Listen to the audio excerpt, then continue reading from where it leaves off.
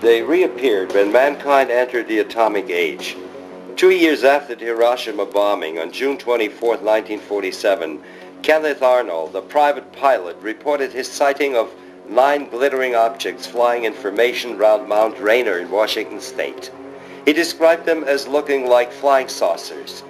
The greatest myth of the 20th century was born, and reports from all around the country caused the U.S. Army and Air Force to deal with the mystery. The first UFO tracking project was installed in Alaska because they assumed that the strange flying objects entered the Earth's atmosphere through the polar regions.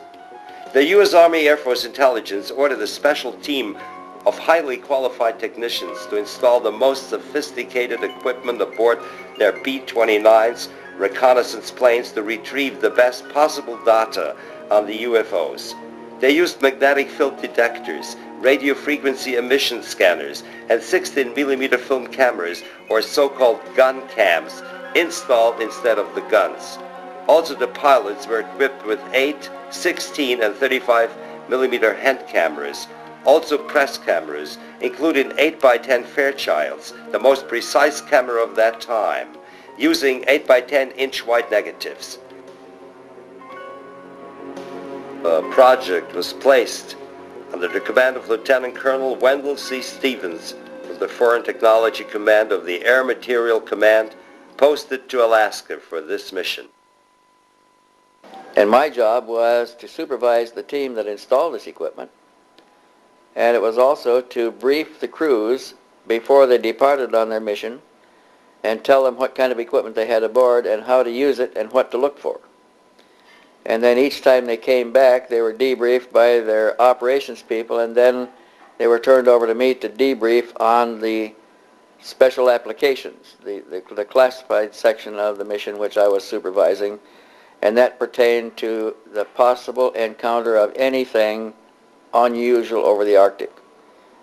And sometimes they came back with interesting reports. I heard in the debriefings, I heard statements, and I copied them and sent them forward to Washington, describing objects that approached the bombers head-on, stopped in midair, and picked up, reversed to the same speed the bomber was flying.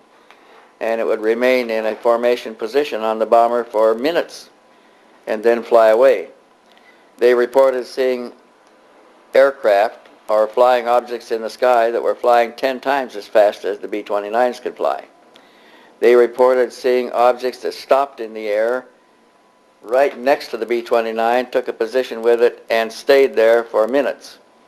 I remember one report where an object got in behind the trailing edge of the large wing and ahead of the smaller wing in the position, open position there, and remained for 2 or 3 minutes, and they got pictures with all of the movie cameras and the handheld cameras, including the 8x10 Fairchild camera, of this object in position right alongside of the B-29.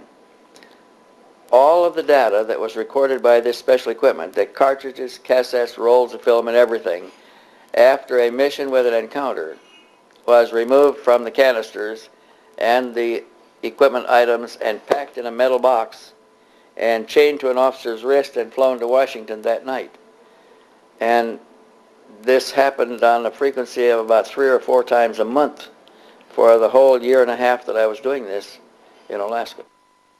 How did the pilots describe these objects? Well, we had pilots describe the objects as being disc-shaped in form, completely different from any known aeronautical configuration. And they saw them in the air. They also saw them above them and below them. They saw them sitting on the ice pack in the snow. And this was remarkable because we required a great deal of support equipment to launch the B-29s. Heaters, gasoline trucks, many things. And here are objects sitting on the ice pack that don't have any support equipment at all visible. Nothing. They arrived and landed and apparently can take off. We saw them take off. Pilots saw them take off from this ice pack and fly away. They saw them land on the water and submerge and disappear. Others saw them come to the surface, rise out of the water, and fly away. And all of these things clearly exceeded all known technological developments in the world of that time, in 1947.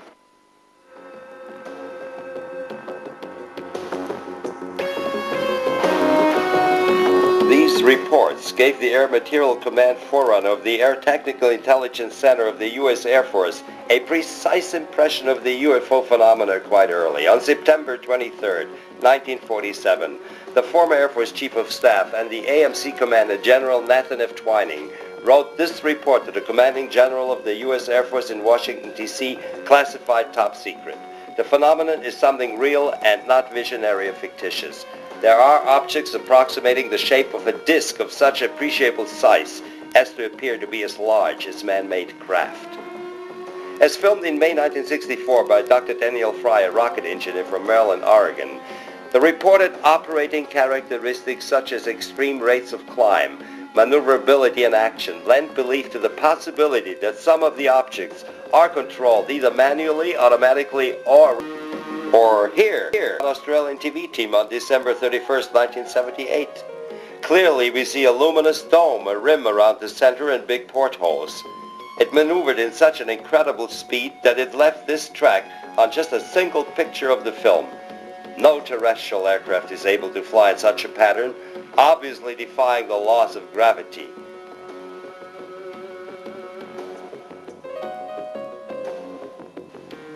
Obviously, General Twining was impressed by this.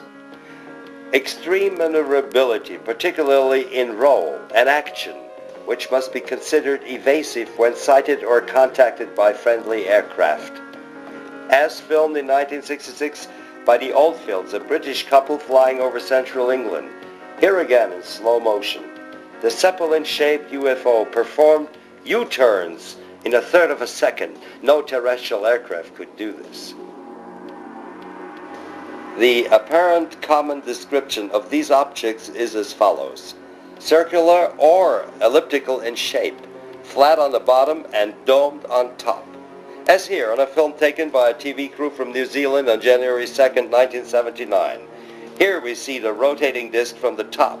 Getting closer, we recognize clearly two stores. The objects resemble this UFO, photographed by a Brazilian journalist in 1952 at the beach of Rio de Janeiro. Here, the dome is visible from the side, surrounded by some kind of portholes.